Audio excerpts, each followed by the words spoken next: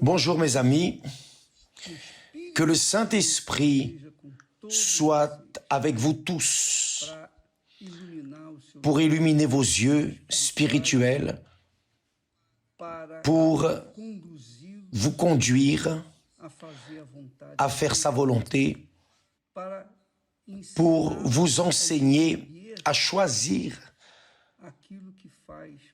ce qui fait partie de la volonté de Dieu. Le Saint-Esprit est venu pour que nous puissions comprendre notre Père éternel et alors pour que nous puissions lui plaire en faisant sa sainte volonté. Je sais que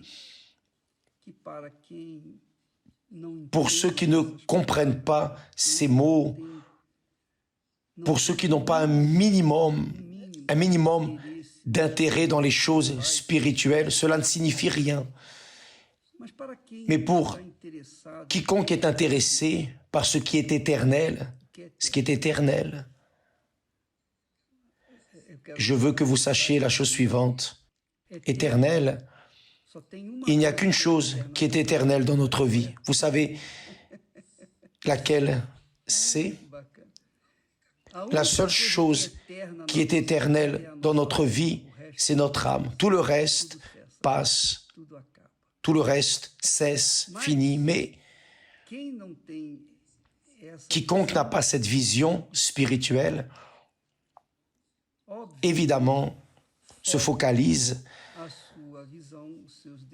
sa vision, ses désirs, ses volontés dans les choses de ce monde qui passent, qui cessent, qui finissent, oui ou non? Vous qui avez un âge comme le mien, ou proche du mien, ou plus avancé que le mien, vous savez de quoi je parle. Nous avons déjà été jeunes, n'est-ce pas? Nous avons déjà été très jeunes, et nous comprenons les jeunes. Mais vous qui êtes jeunes, vous allez difficilement comprendre ce qu'est arrivé à cet âge, et comprendre de manière claire la volonté de Dieu pour notre vie. Quand nous sommes jeunes, nous pensons aux choses de ce monde. Nos yeux sont focalisés sur les choses de cette vie, comme les enfants. Quand les enfants commencent à marcher, à ramper, l'enfant veut les choses colorées, les choses qui attirent l'attention, n'est-ce pas? Alors, elle se donne à ce qu'elle voit, elle veut prendre, elle veut toucher, elle veut utiliser, elle veut mettre dans la bouche, n'est-ce pas? Les enfants sont ainsi, sont des choses d'enfants, vraiment. Si elle prend un rasoir, elle va prendre le rasoir et vouloir le mettre dans la bouche comme si c'était un bonbon, un chocolat, parce que c'est un enfant, parce que sa pensée, la pauvre, c'est une pensée infantile, une pensée d'enfant, une pensée innocente. Et on peut comprendre cela. Mais quand elle arrive à l'âge adulte, elle va déjà comprendre la différence. Elle va comprendre la différence entre ce qui est bon et ce qui n'est pas bon, ce qui est licite et ce qui est illicite, ce qui est juste et ce qui est injuste. Quand elle arrive à la phase adulte, vraiment, elle fait ses choix. Et quand elle fait ses choix, toujours, ses choix sont tournés vers ce qui est physique, ce que le monde nous donne, nous présente. Alors, c'est pour cela que le monde est dans ce désordre général. Personne n'est à personne parce que chacun cherche ses propres plaisirs, ses propres désirs, ses propres satisfactions, ses propres volontés, etc., etc. Mais tous nos choix ont un prix, ont un coût. Que ces choix soient bons ou mauvais, ils ont un coût. Si nous choisissons ce qui est bon, nous allons moissonner ce qui est bon. Les fruits seront bons. Si nous choisissons ce qui est mauvais, nous allons moissonner ce qui est mauvais également. Et cela définit bien Pourquoi Dieu a interdit à Adam et Ève de manger du fruit de l'arbre de la connaissance du bien et du mal? Parce que s'ils n'avaient pas goûté du fruit de l'arbre de la connaissance du bien et du mal, ils n'auraient aucun choix si ce n'est le choix du bien. Ils auraient vécu éternellement. Mais parce que maintenant, ils ont la connaissance du bien et du mal, et la tendance humaine est pour le mal, alors ils ont commis une erreur, ils ont péché, et l'humanité moissonne aujourd'hui les fruits de leur mauvais choix. Mais ce n'est pas pour rester désespéré, ce n'est pas pour rester découragé, rien de cela. Dieu nous donne une nouvelle vision. Même ainsi, nous avons le sens de justice et d'injustice. Les animaux n'ont pas le sens de justice. Le singe, par exemple, ils disent que ceux qui sont nés du singe disent que nous sommes venus du singe. Mais il n'y a rien de cela, parce que le singe n'a pas le sens de justice. Quel est l'animal qui a un sens de justice? L'animal n'a pas de sens de justice. L'animal a une âme, mais n'a pas le sens de justice, ne pense pas, ne raisonne pas, ne pèse pas, il n'a pas la capacité de prévoir le futur et d'évaluer ses choix. Nous pouvons, nous avons ce choix. Attends, il y a ce fruit ici qui est bon. Si je le plante, si je plante de ce fruit, je vais moissonner de ce fruit. Si je plante de cet autre fruit qui est mauvais, je vais moissonner cela. Nous avons cette capacité de raisonner. Les animaux ne l'ont pas. Bien.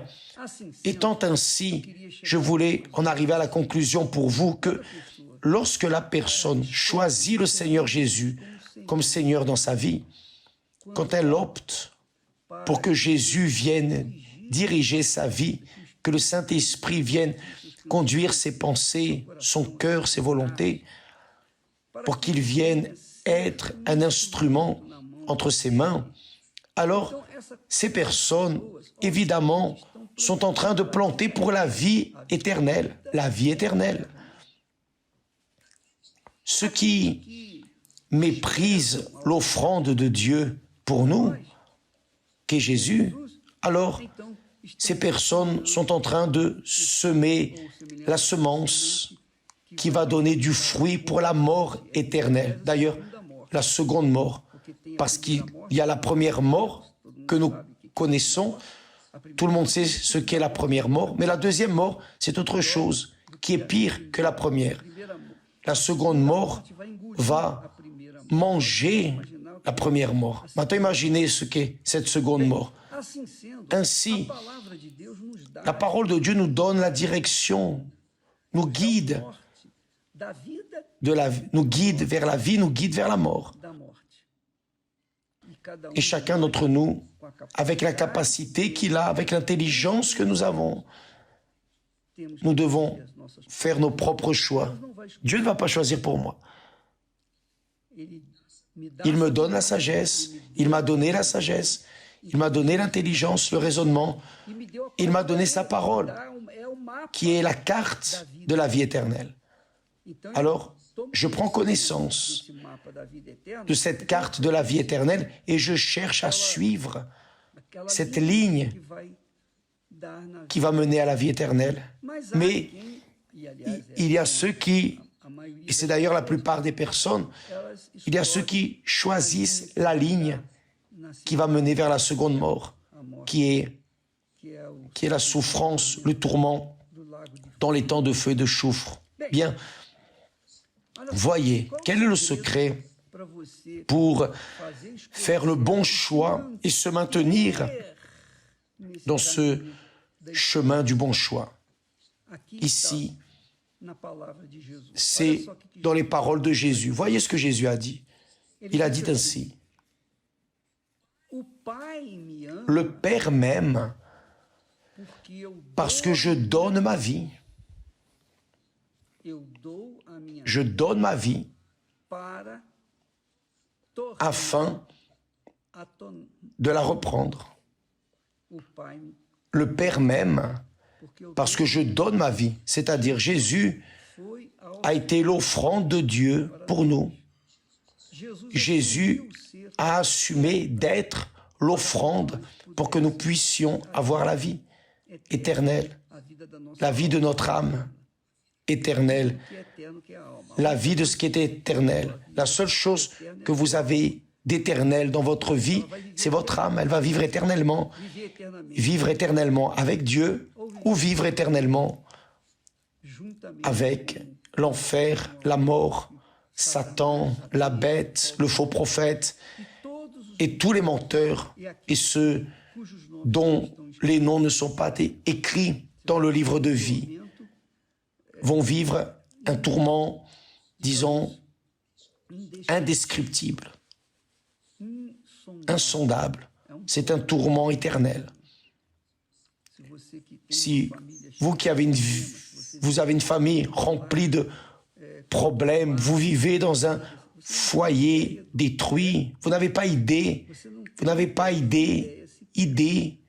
de ce que signifie le tourment éternel. Vivre avec Satan, avec la bête, avec le faux prophète, la mort, l'enfer, et tous ceux qui vivent une vie où ceux qui n'ont pas leur nom écrit dans le livre de vie vont être là ensemble. C'est-à-dire, toutes les personnes problématiques de l'humanité vont être ensemble. Vivre avec ces personnes, ça ne doit pas être facile, non. C'est un tourment éternel. Et le pire, ce n'est pas seulement le tourment de leur présence, mais c'est le tourment du feu éternel. Le feu qui ne détruit pas, le feu qui ne transforme pas en cendres. Bien, ça c'est un sujet pour une autre occasion. Mais maintenant, je veux que vous sachiez, mes amis, que ce que Jésus a fait,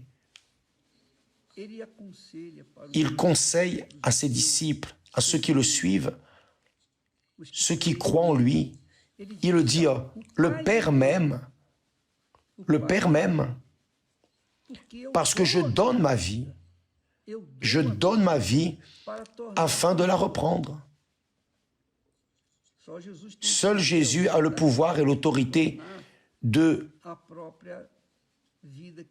reprendre la propre vie qu'il donne. Mais ceux qui sont en Jésus, ceux qui vivent avec leur foi dans le Seigneur Jésus, apprennent dans ces paroles, dans cette orientation, que à partir du moment où elles donnent leur vie, à partir du moment où elles aussi sont offrandes vivantes sur l'autel de Dieu, alors l'autel bénit, l'autel oint, l'autel accepte, l'autel consacre, et là, la personne commence à avoir une vie nouvelle, transformée, complètement distincte de la vie que ce monde nous présente, qui est la vie de l'âme, une vie pour l'âme. Ce n'est pas le corps physique, ce n'est pas l'esprit, c'est l'âme, seule l'âme. Alors il dit, le Père m'aime, en d'autres mots, le Père m'aime parce que je m'offre comme offrande vivante. Je m'offre comme offrande vivante pour la reprendre. Alors, quand nous offrons notre vie comme offrande vivante, le Saint-Esprit vient et prend notre vie et fait d'elle la gloire de Dieu dans cette vie, dans ce monde. C'est ça. Et c'est la principale raison, de la raison pour laquelle beaucoup de personnes ne reçoivent pas le baptême du Saint-Esprit, parce qu'elles veulent le baptême du Saint-Esprit. Elles veulent le baptême avec le Saint-Esprit pour satisfaire leurs désirs, leur volonté. Elles savent que le Saint-Esprit est le pouvoir de Dieu. C'est le pouvoir, c'est l'esprit de pouvoir, d'autorité. Alors elles veulent le pouvoir pour vivre dans ce monde, pour satisfaire leurs désirs, leurs caprices, etc. Alors, elles donnent, elles abandonnent leur vie sur l'autel avec une réserve. Elles donnent leur réserve, elles disent « je donne, mais ce que je veux, au fond, ce que je veux, c'est profiter de cette vie sans avoir de problème. Sans avoir de problème. » C'est pour cela que je veux le Saint-Esprit. Mais le Saint-Esprit ne vient pas pour cela. Le Saint-Esprit vient pour faire de nous la propre offrande vivante dans ce monde. Et offrande vivante, c'est cette personne qui se renie.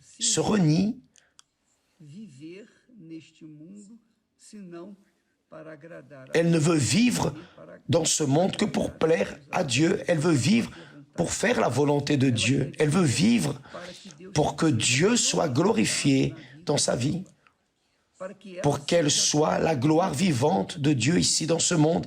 Parce que Dieu est esprit, il a besoin d'un corps pour manifester sa gloire dans ce monde. Alors, quand la personne livre son corps, sa vie à lui, alors il a rempli du Saint-Esprit pour qu'à travers le Saint-Esprit, cette personne vienne être la gloire de Dieu, avec le pouvoir du Saint-Esprit, qu'elle soit la gloire de Dieu, le parfum du Seigneur Jésus, qu'elle vienne avoir l'image du Seigneur Jésus dans ce monde.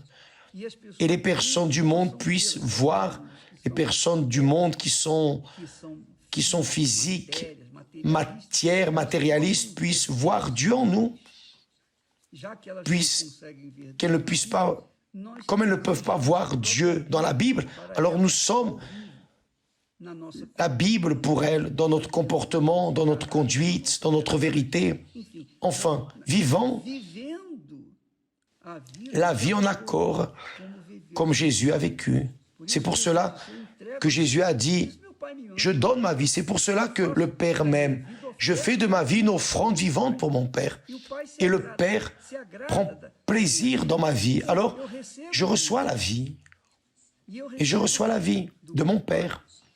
C'est ce qui arrive avec la personne qui reçoit le Saint-Esprit. Mais, malheureusement, peu sont ceux qui réellement sont intéressés à être l'offrande elle-même. Tant que vous n'êtes pas la propre offrande, mes amis, vous allez rester en train de ramper dans ce monde, même dans les églises. C'est ça.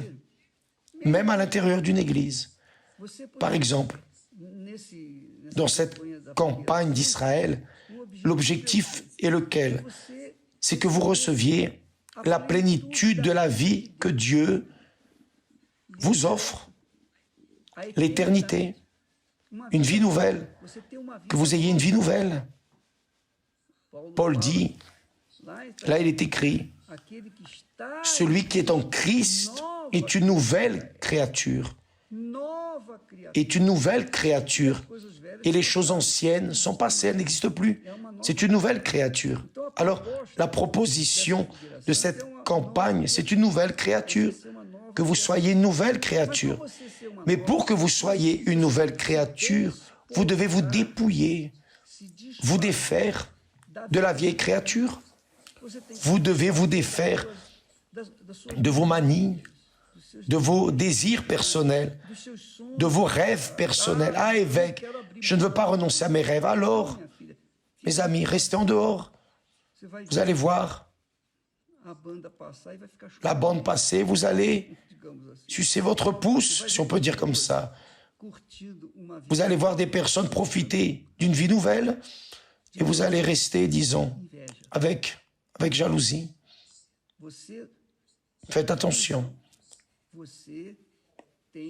Vous avez votre intelligence, votre raisonnement, votre intellect, et vous lisez la Bible, vous comprenez. Et si vous ne mettez pas en pratique ce que vous comprenez dans la parole de Dieu, alors ça ne sert à rien. Jésus a dit, le Père m'aime parce que... Pourquoi? Pourquoi est-ce que le Père m'aime? Parce que je donne ma vie. Je donne ma vie. Jésus a donné sa vie. Et il y a des personnes qui ne veulent pas donner leur vie à Dieu. Alors c'est difficile. Alors la campagne d'Israël, c'est pour ça. C'est tout ou rien. Ou c'est ou ce n'est pas. Vous allez avec tout sur l'autel. Vous sacrifiez toute votre vie. Vous sacrifiez vos péchés, vos manies, vos désirs, vos rêves. Vous mettez tout sur l'autel. Et l'offrande que vous mettez sur l'autel, qui est votre sacrifice véritable, représente toute votre vie, représente ce que vous étiez, représente ce que vous êtes. Tout. Vous mettez tout sur l'autel, y compris cela représente ce que vous voulez être. Vous mettez sur l'autel et là, le Saint-Esprit, l'Esprit de Dieu, l'Esprit de l'autel vient et reçoit cette offrande et fait de vous une nouvelle créature, comme c'est arrivé avec moi. Vous comprenez? Demain, à 20h, nous, au temple de Salomon, nous serons en train de parler sur la seule chose qui sert et que Marie a choisi. Marie a opté pour la bonne chose que Dieu a offerte. Demain, nous parlerons à ce sujet ici au temple de Salomon à 20h. Que Dieu vous bénisse tous et à demain.